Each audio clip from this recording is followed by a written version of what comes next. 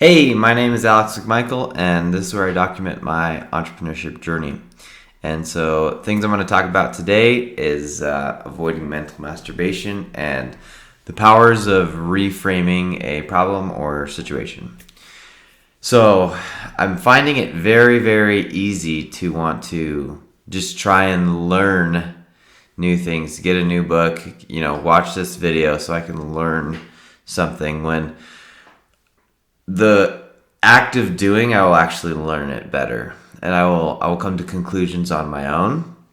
And so it's really, really easy to get stuck in this cycle of mental masturbation where we just think that like the last marketing trick or the last framework that we just learned doesn't work and there's something better. And I see myself doing this as there's something hard that's I need to do. And instead of doing the hard thing, I keep thinking, oh, there's got to be a better way to do this. And so instead of doing the hard thing that's going to take me 30 minutes, I end up taking 6 hours because I'm trying to research and find some easier path to get from A to B. When if I had started walking when I started researching, it may not have looked pretty, but I would have gotten there 5.5 hours earlier than had I gone on this journey of learning. And so it goes back to this like psychological trait in humans in general, which is like we always tend to avoid like the most difficult problem we're facing. If you ever noticed in like the context of school, like you have a really, really big paper due, suddenly it's really easy to clean your room. And that's because while cleaning your room or doing something else difficult is normally your hardest thing that you got to do, suddenly there's something harder. And so those other things are like easier because you get to avoid the thing that you know is like the hardest in your life. So realizing that, you should be able to take hold of that and notice when you're starting to avoid.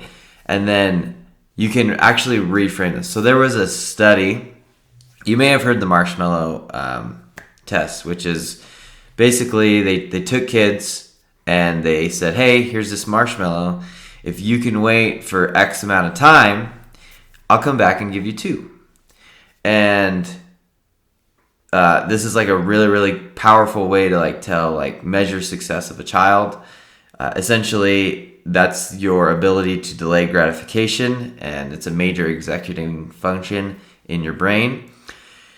But they asked like the kids, and then that marshmallow test, when they were actually able to withhold themselves. How did you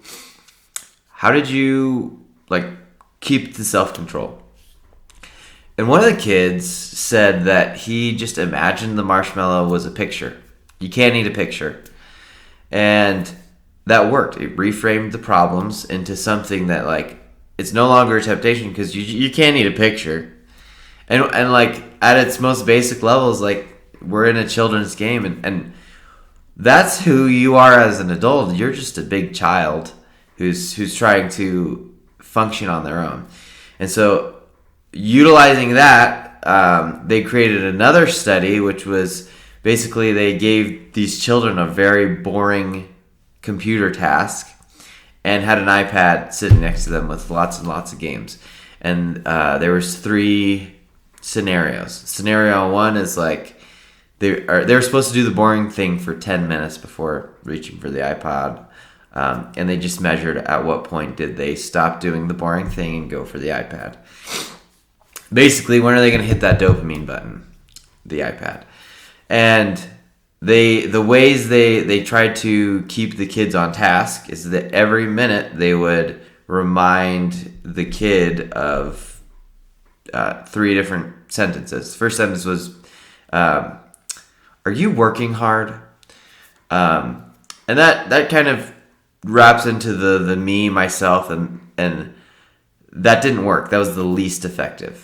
Then they reframed it and they said they used their kid's name in third person. So, is Hannah working hard?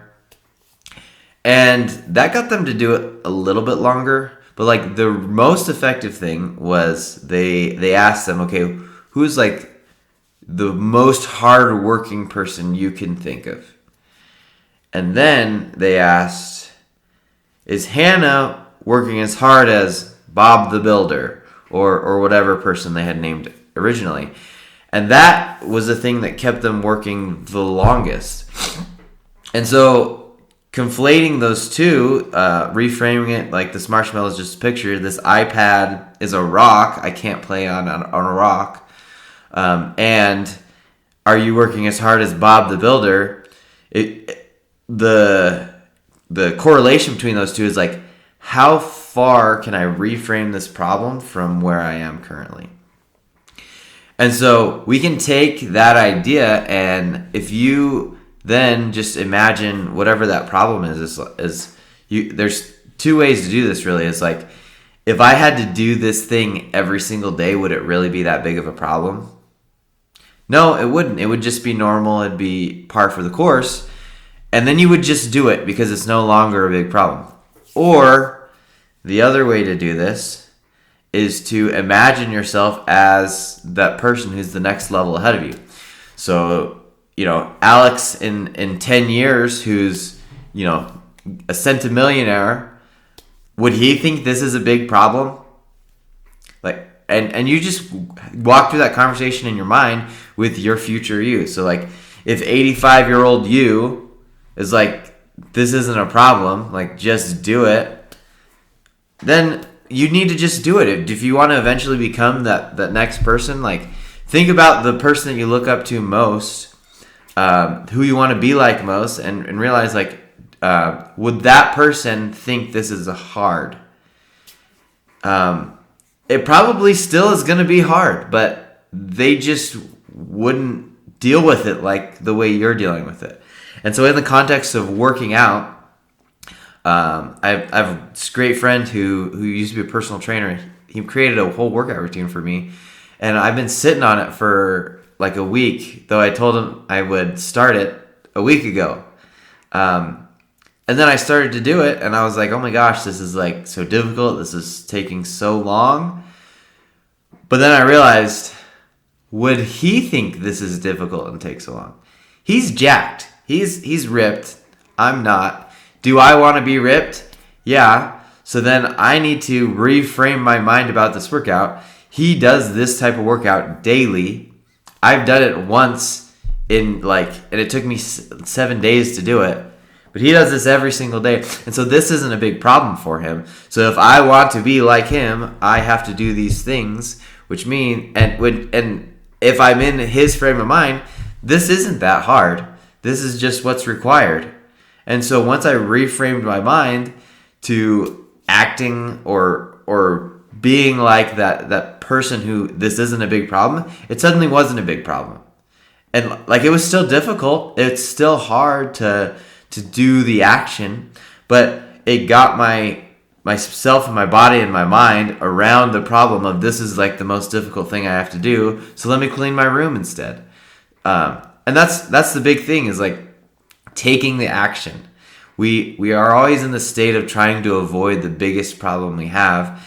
And that's like a survival instinct, because when we were caveman, the biggest problem we had was someone trying to eat us. And so the most logical thing to do is to avoid it.